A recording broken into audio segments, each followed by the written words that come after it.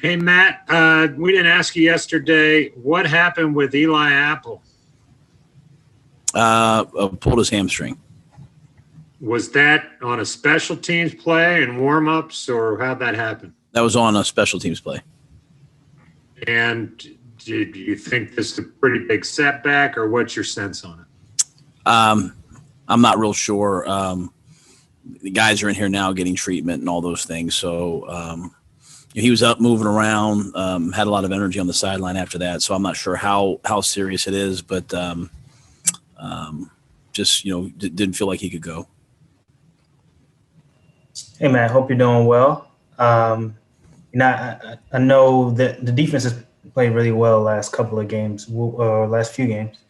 What do you think, Phil Snow and you all have been able to find out that has allowed you all to be effective, particularly in the last couple ones? Yeah, I don't think it's the coaches. I think the players are just getting more comfortable in the system, and they're playing well and they're making plays. Phil's, I think Phil's a great coach, but I don't,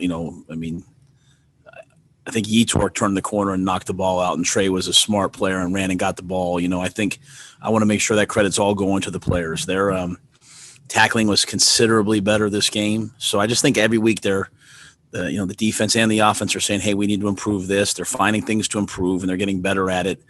And I think the real key is just to not get tired of that. Sometimes, we get a couple early wins, then you feel good, but you don't realize that it gets harder and harder as you go. So, but I just think it's a function of the players. Our defensive front was really active. Our linebackers were playing really well, and I thought our secondary did a really nice job. All right, we'll go to David Newton and then Elena Getzenberg. Hey, Matt, sticking with the defensive side a little bit, you mentioned last week how the yards after contact was something that you guys needed to really work on, and I think you cut it in half. What was the difference out there? We just tackled better, and I think I went into detail just really more about the angles with which we're running. We always want to set an edge, and we want everyone to track the near hip, and we're still overrunning some balls. And as I said, when you play really hard, that happens sometimes, but Tahir Whitehead had 2 or 3 that were like textbook. And so I think you saw a lot of plays where guys were running inside out to the ball, making them go out of bounds, or if they did cut back, getting some really good contact hits. So I thought we flew around. We were physical. Again, I just think it's this team's approach. It starts in Wednesday practice. They're physical in practice, which then allows you to carry it over to the game. But follow up on that, you guys have had issues in other areas, and each week you've said you're going to attack those, and you've corrected them. So what's that say about this group?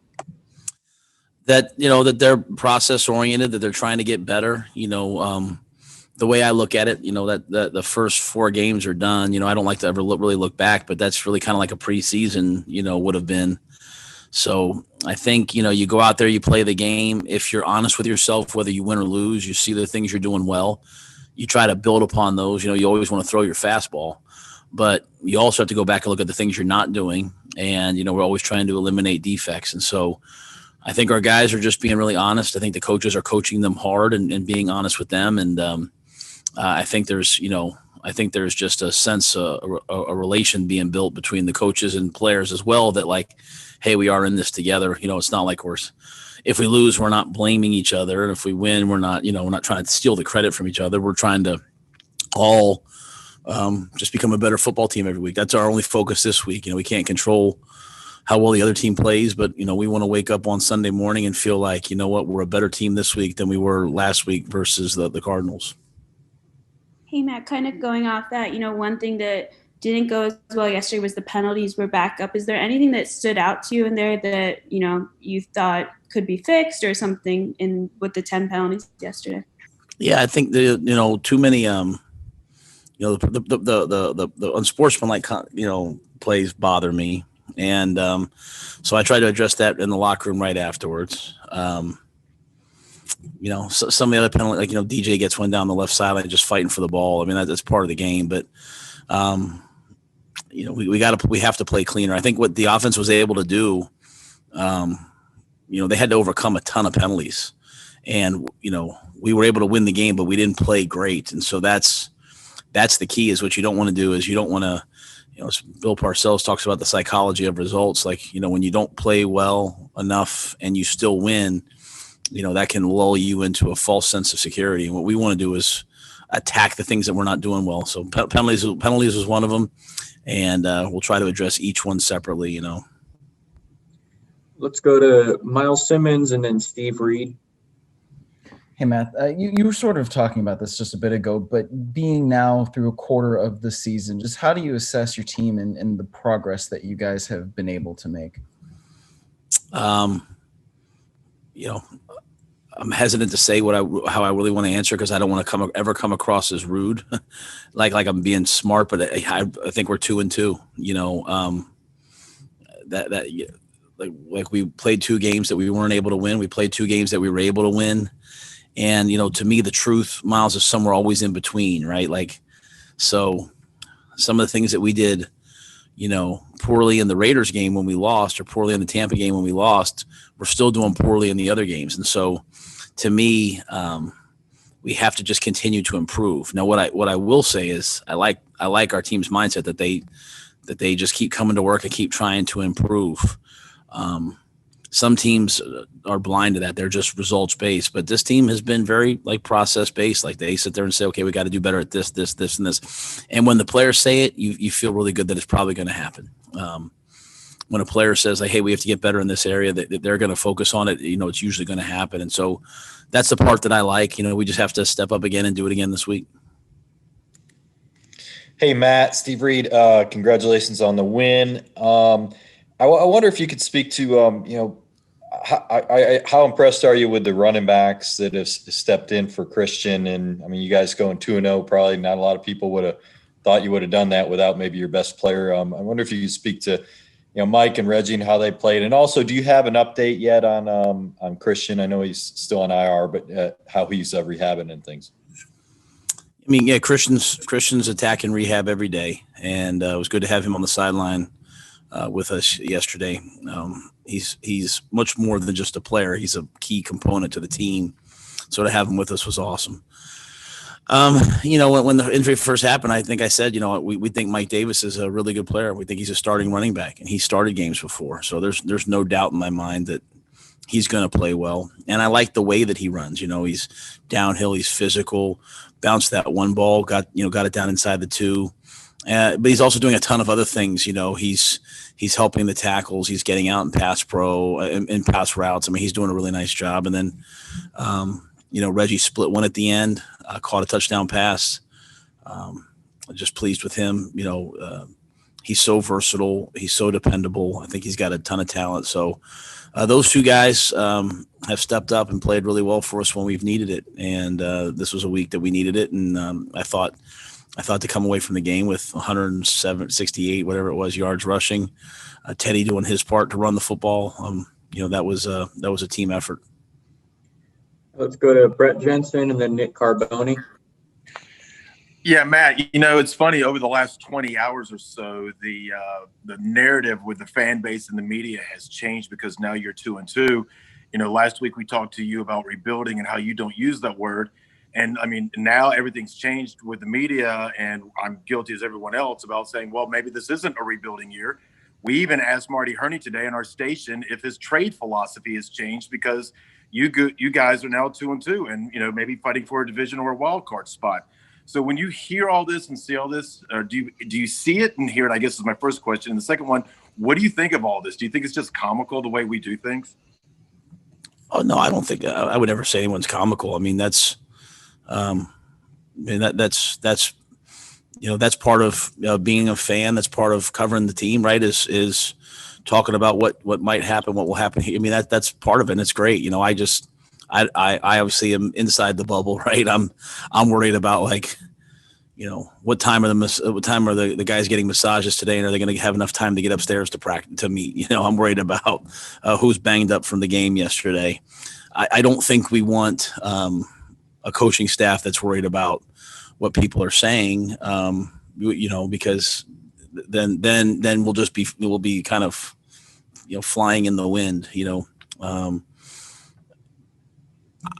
I'm going to just keep trying every week to make sure our team's better every week.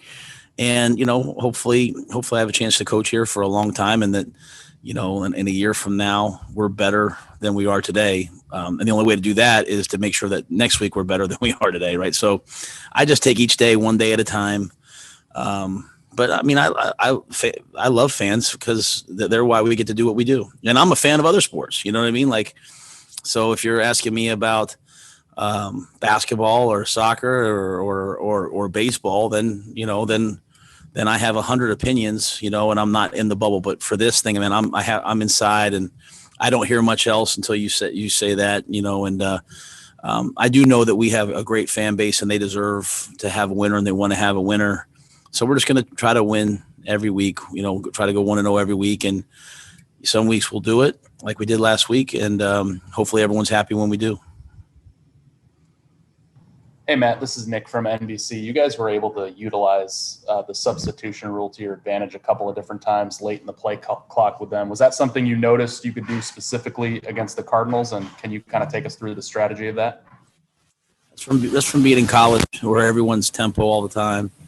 They sub. So when they sub, we have a chance to sub. And when you're a tempo team, I do believe that we should substitute because that's safety. You start getting 15, 16, 17 plays and they're going tempo and it's hot. We want to try to rotate our guys. So when they subbed, we sent them in. That's, like I said, that's something that we're used to. And, I think our guys did a great job of when I yelled for Zach Kerr to go get in the game and get KK out, he did, or Derek Brown out, he did it and did a great job. Go to Will Kunkel and then Jason Huber. Hey, Matt, Will with Fox 46. That fourth down play where Teddy had the guy in motion, it looked like he ad-libbed him to double back. One, was that an ad-lib? What did he see there? And what was kind of the process of that when he off that naked bootleg? Just the play we were just turned around on the play. So he was trying to get it right. And he saw the play clock running down. If you zoom in on me on the sideline, I call timeout just as the ball snapped. I mean, the play is not right. But, this was a week we told everybody, hey, let's figure it out. Just go figure it out. And Teddy figured it out. And, again, that's credit to a lot of things, though, being able to run the football. When you run the football, nakeds and keepers and all those things are so much better because guys are having to defend the gap and chase the ball. So it was a good play call. Just, again, the whole thing was kind of turned around. And when you come in on Monday, you watch the tape, you see that things aren't right. I don't really get too caught up in like, well, he said this and I thought it was this. I just know it wasn't right. So Teddy was trying to get it set up right. And thankfully he made a good play with his legs like he did a couple times. Just a generic question. What's the mood like today versus, after week 1 and week 2 in the locker room? I think it's the same. You'd have to ask the guys in the locker room. I think it's the same. I think I'll say it again. We left the Raiders game disappointed, but knowing, I think if you remember what I said right after the game, I was like, you could be disappointed, but don't be discouraged. I think after week 2 at Tampa, there was some like, a little bit of like, hey, what's going on here? Guys had a sense of urgency. But I think they had a sense of urgency because they know that we're a better football team than we showed. And, we had 4 turnovers and still had a chance to go win that football game. And then, and so I think now, like, what I don't want to do is I don't want to be a team that just rises and falls. You could be happy, but you got to come in on Monday and have the exact same process. And that's, again, there's lots of things that we're not doing well that we have to improve upon. So I think that mode's great. The same. I think the one thing that's happened is we've tried to take it upon ourselves to, hang out a little bit more together, spend a little bit more time together, get to know each other a little bit more, all safely, all COVID safe. But we've tried to do those things. But that all started when we were 0-2. That didn't start after we won. That started before the winning, the wins have come. So, we'll play the rest. My challenge to the guys is when you see us practice, when you hear us talk, and when you see us playing the games, you shouldn't know if we're winning or losing. We should be the same, same team every week. Hey Matt, Jason with WFNZ. You mentioned, every week with this shortened off season, we're still kind of it's preseason. It's like you're in the preseason, and now you finish these 4 weeks, which you would have 4 games if there was a regular preseason. Are there things that you saw in these first 4 weeks that moving forward, you're kind of like to the team now? Hey, these are things that we should kind of have, worked out now because you have these first 4 weeks. You're learning each other, getting to know each other. Does the message change at all now that kind of timeline is over? Yeah, and I only talk about hey, we're kind of with you guys, like the first 4 games, just to sort of explain, like Reggie's such a good example, like now that I've seen him in games, I can see what he can do, right? Sometimes you guys ask me about the second quarterback, and I'm always like, I haven't seen them in a game, so it's hard for me to say. But with the team, I just try to every week, and our coaches try to every week, and our players try to every week come in and say, this is what we did well. This is what we didn't do well. Here are the areas we need to improve. And so, I'm hopeful that, before the last game of the season that we'll come in on that Wednesday and say, here's the things that we have to improve upon. That's what good teams do.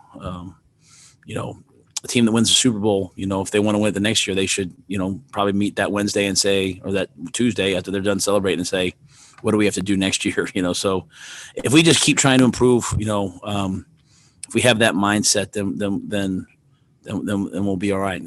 If we start relaxing and being like, hey, that was a good win, then we'll falter. Let's go to Miles Simmons and then Mike Solarte. Matt, you had to play another game without Russell Okung yesterday. Just how did you assess the play of Scott and Greg Little? And do you have a sense for where Russell is with that injury? Yeah, Russell's close. If we didn't have so much confidence in Greg, he probably would have pushed himself to go. But that's one of those injuries that, if it's not 100% and he re-injures it, it could be a couple weeks.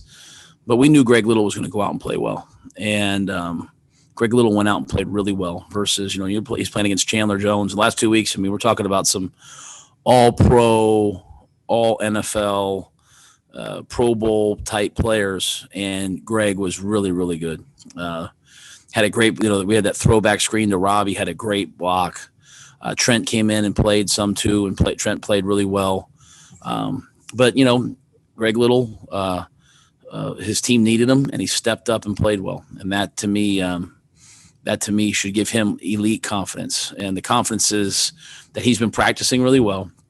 He's been working really hard the entire training camp since the time he was allowed in the building. I see he's one of the first guys in the building every day, and his opportunity has come, and he's done really well the last 2 weeks.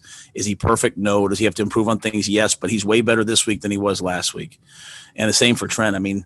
This guy's going to have a really good time with us. He can play guard. He can play tackle. He loves football. So, you hate injuries. You have a great player like Russell Okung and you lose him. You hate it.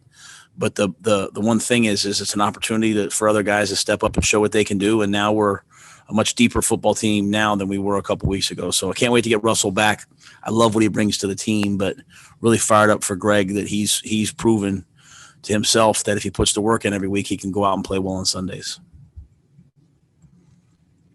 Hey, Matt, Mike Solarte with Spectrum News 1. Going back to the confidence aspect of things, you talk about how guys like Little step in and they've shown the confidence that they build in practice.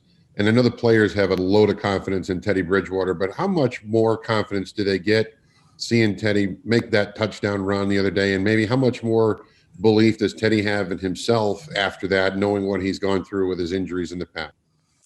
I think Teddy was, no, it doesn't really show up, but Teddy at the end of he had a zone read at the end of the game last week that kind of kept the drive, gave us a chance to extend the drive. As we were talking about red zone this week, Teddy was sort of like, hey, I can run it, I'll be smart, I'm not going to take a huge hit, but I can run it.